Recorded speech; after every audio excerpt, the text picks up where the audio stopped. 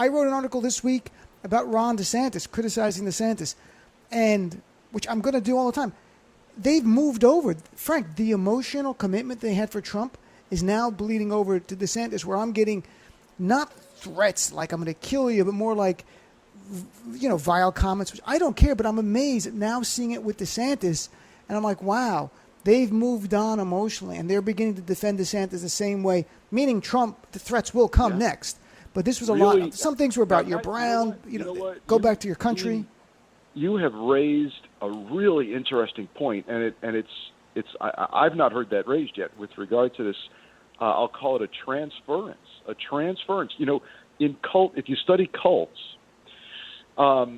most of the time a cult is allegiance to just one leader, but there are occasions where the leader passes away or hands the baton, or someone wrests control of the baton over a cult, and the followers will transfer their allegiance to this person. So you might be on the cusp of recognizing that this cult, and I deliberately use that word because of its focus on one individual, this cult may be in the process of transference. And if Trump goes away, doesn't runs and loses, that does not mean the cult goes away.